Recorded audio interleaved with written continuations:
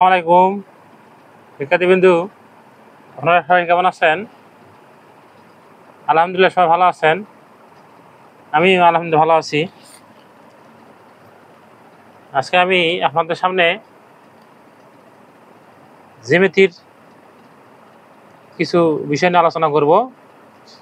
জ্যামিতির ধারাবাহিকভাবে ভিডিও দিব, আমি 10-12টা ভিডিও দিব ধারাবাহিকভাবে। 10-12টা বেশি হবে ইনশাল্লাহ, আরও বেশি করে দিব বিস্তারিতভাবে, তাহলে আপনাদের জ্যামিতিটা বুঝতে একটু ভালো হয়। এই জন্য একটু বেশি করে ভিডিও দিব। আপনারা যদি এই ভিডিওগুলো যদি সম্পূর্ণভাবে দেখেন, এই পেজটির সঙ্গে থাকে যদি সুন্দরভাবে দেখেন, তাহলে কিন্তু আপনারা এই ব্যাপারে জ্যামিতি বলেন খুব ভালো হবে, কিন্তু বেশি সহজভাবে একটা ধারণা চলে আসবে, খুব ভালো ধারণা চলে আসবে। তা আসুন আলোচনায় যাই। আজকে ব্যাপারে জ্যামিতির হলো বেসিক কিছু আলোচনা করব। এটা হলো বেসিক বলতে কি বোঝাচ্ছি আমি এখানে, 60 ডিগ্রি কোণ, 60 ডিগ্রি কোণ কেমনে অঙ্ক করা যায়। 60 ডিগ্রি কোণ অঙ্কন।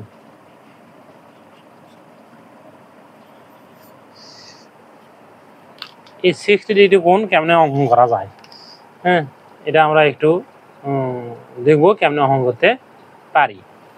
সেটা রুল কম্পাসের সাহায্যে, এটা অনেক সময় কিন্তু কাজে লাগে। এই রুল কম্পাসের সাহায্যে ক নাম্বার চলে আসে, রুল কম্পাসের সাহায্যে 60 ডিগ্রি কোণ অঙ্কন করো। তা আমরা রুল কম্পাসের সাহায্যে কেমনে কোণগুলো অঙ্কন করা যায় সেগুলো একটু দেখবো। প্রথমে কি নিতে হবে, যে কোনো একটা রশ্মি নিতে হবে। রশ্মিটা কি মনে করেন, এরকম করে একটা রশ্মি নিলাম। রশ্মি নিয়ে তারপর এই প্রান্ত থেকে যে কোনো ব্যাসার্ধ নিয়ে, এই ব্যাসার্ধটা যে কোনো এরকম হতে পারে, এরকম ছোট নিতে পারেন, বড় নিতে পারেন, সমস্যা নেই। যে কোনো ব্যাসার্ধ নিয়ে এরকম করে এখান থেকে একটা কি বৃত্তচাপ আঁকতে হবে। এরকম করে একটা বৃত্তচাপ আঁকতে হবে। তারপর এখানে যে অংশটা ছেদ করলো, এখান থেকে আবার একটা বৃত্তচাপ দিয়ে এখান থেকে এই অংশটা বরাবর ছেদ করে দিলেই সুন্দর করে কি হবে, 60 ডিগ্রি কোণ কিন্তু অঙ্কন হয়ে যাবে। 60 ডিগ্রি কোণ কিন্তু অঙ্কন করা খুবই সোজা। এ হলো কি 60 ডিগ্রি কোণ। এই 60 ডিগ্রি কোণ এদের ব্যবহারিক জ্যামিতির মেন হলো রুল কম্পাস। এই রুল কম্পাসে অবশ্য টাইট রাখতে হবে, টাইট নড়াচড়া না করে সহজে, তাহলে কিন্তু জ্যামিতি মাপটা সূক্ষ্ম হবে। আর হলো এদের রুল, যে আমি তো একটা কালার সানপেন দিয়ে অঙ্কন করে দেখালাম আপনাদের, হয়তো দেখতে একটু সমস্যা হবে, সেজন্য আপনারা হলো এই রুল দিয়ে তো অবশ্যই অঙ্কন করবেন। রুল দিয়ে অঙ্কন করার সময় এই রুলের যে মাথাটা আছে, এটা কিন্তু এই রুলের যে এই মাথাটা আছে এটা কিন্তু খুবই কিন্তু সূক্ষ্ম হওয়া লাগবে। যদি মাথাটা যদি সূক্ষ্ম হয়, তাহলে মাপ যোগগুলো একটু কি হবে, সঠিকভাবে আসবে। যেমন এটা কি আঁকলাম আমি, 60 ডিগ্রি কোণ। এই 60 ডিগ্রি কোণটা অবশ্যই কি হবে কোণ, তো যদি আমি এই রুল দিয়ে যদি মেপি, পুরো চাঁদার সাহায্যে যদি মাপি এটা, তাহলে এটা কি হবে, 60 ডিগ্রি কোণে কিন্তু হবে। এটা আমরা 60 ডিগ্রি কোণ আঁকলাম। এভাবে কিন্তু অনেকেই এটা পারে না অবশ্য, রুল কমার্সের 60 ডিগ্রি কোণ অঙ্কন, এগুলো বেসিক, এগুলো কিন্তু কাজ লাগবে। তারপর যদি দেখি আমি হলো লম্ব অঙ্কন, লম্ব বা 90 ডিগ্রি কোণ অঙ্কন। লম্ব বা কি 90 ডিগ্রি কোণ অঙ্কন কেমন করা যায়, তাহলে প্রথমে কি করব, প্রথমে যে কোনো একটা রশ্মি দেবো এরকম করে। প্রথমে এরকম করে কি দিব, একটা রশ্মি দিব। এরকম করে রশ্মি দিলাম। রশ্মি দিয়ে তারপর এই অংশ থেকে কি একটা যে কোনো বৃত্তচাপ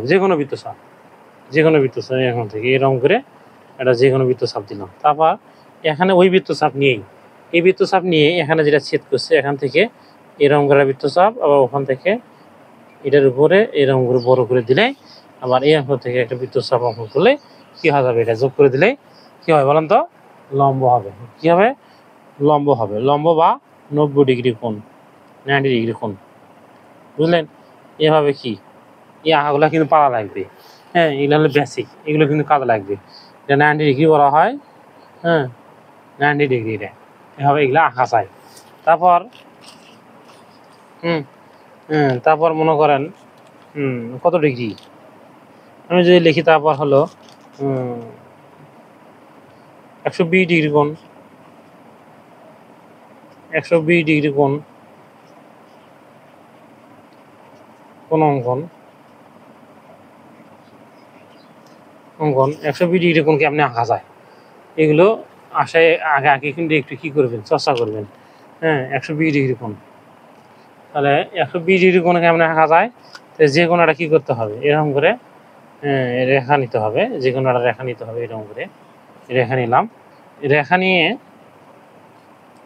ওতে যে কোনো মাপে কি একটা বৃত্তচাপ, যে কোনো মাপে কি একটা বলুন তো বৃত্তচাপ নিতে হবে।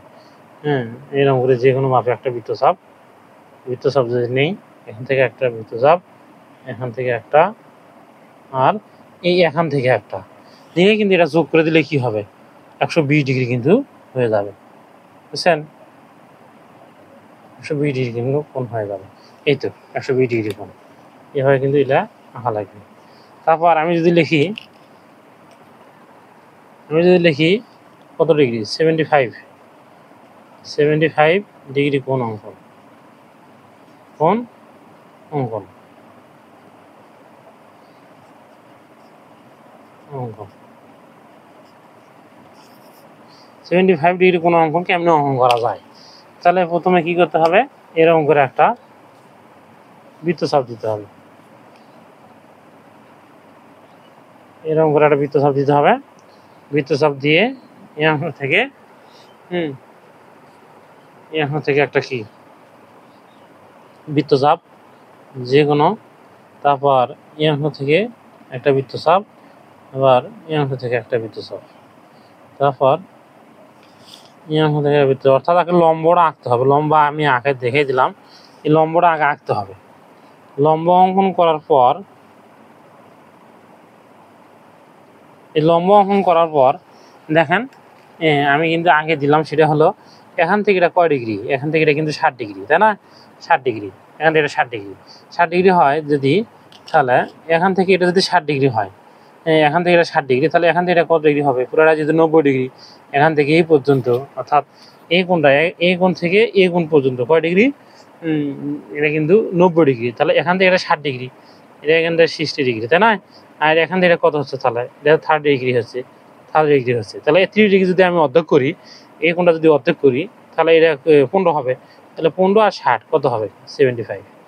হ্যাঁ, এটা কিন্তু অনেক সময় অনেক বোর্ডে চলে আসে, 75 ডিগ্রি কোণ অঙ্কন করো। তাহলে এই কোণটা লম্বা আঁকে যে 60 ডিগ্রি কোণ আছে, এই 60 ডিগ্রি কোণটা 30 ডিগ্রি কোণটা অর্ধেক করতে হবে। যদি অর্ধেক করো, তাহলে কি হবে, 30 ডিগ্রি কোণ অর্ধেক হলো কয় ডিগ্রি হয়, 15 ডিগ্রি। তাহলে কিন্তু সুন্দরভাবে কিন্তু কি হয়ে যাবে।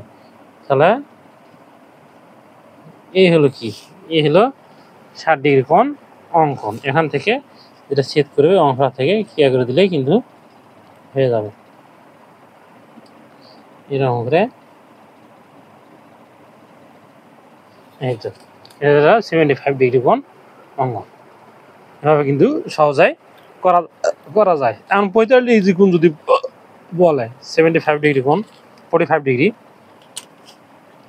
তাহলে 45 ডিগ্রি কোণ কেমনে হবে, কোণ অঙ্কন, এটা অঙ্কন হবে, অঙ্কন কেমনে করা যায়, হ্যাঁ সেটা 90 ডিগ্রি আঁকতে হবে। 90 ডিগ্রি আঁকছি, তাহলে এখান থেকে পুরাটা কোণ কত ডিগ্রি বলুন তো, এখান থেকে পুরাটা হলো 90 ডিগ্রি। 90 ডিগ্রি যদি অর্ধেক করি, তাহলে বুদ্ধি কত ডিগ্রি হবে, 90 ডিগ্রি অর্ধেক করলে কিন্তু হয় 45 ডিগ্রি। যারা ভাগ করে, যে কোনো করে অর্ধেক করার সিস্টেম হলো, যে কোনো একটা বৃত্তচাপ নেবেন, নিয়ে ওই দুই অংশ থেকে এখান থেকে একটা, আর যেখানে 90 ডিগ্রি পুরো কোণটার এভাবে অর্ধেক করে দিলেই সে হবে 75 ডিগ্রি, 45 ডিগ্রি কিন্তু হবে। এভাবে কিন্তু সহজেই করা যায়, এগুলো কিন্তু দরকার লাগে। হ্যাঁ, এটা মনে করো ক নাম্বারেও হয় কিন্তু, হ্যাঁ ক নাম্বারে চলে আসে ব্যবহারিক জ্যামিতির, বলে 75 ডিগ্রি কোণ, 120 ডিগ্রি কোণ, 45 ডিগ্রি কোণ, 60 ডিগ্রি কোণ, এটা হলো অঙ্কন করা। তাহলে এগুলো কিন্তু এভাবে কিন্তু করা যায়। আরও কি কাজে লাগে, একটা রেখাকে দুই ভাগে ভাগ করা যায় কেমনে।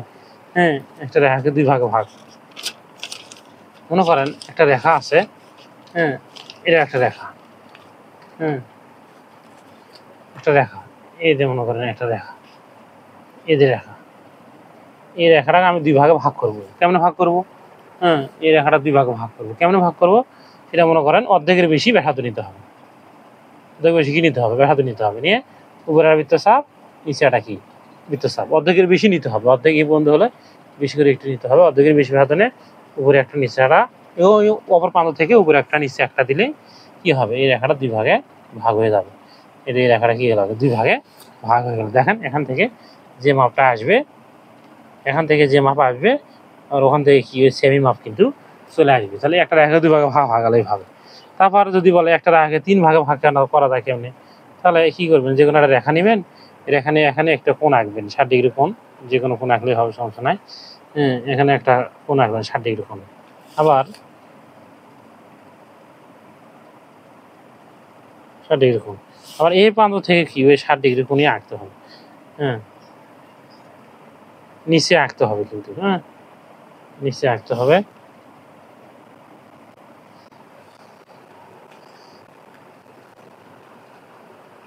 নিচে আঁকতে হবে। তাহলে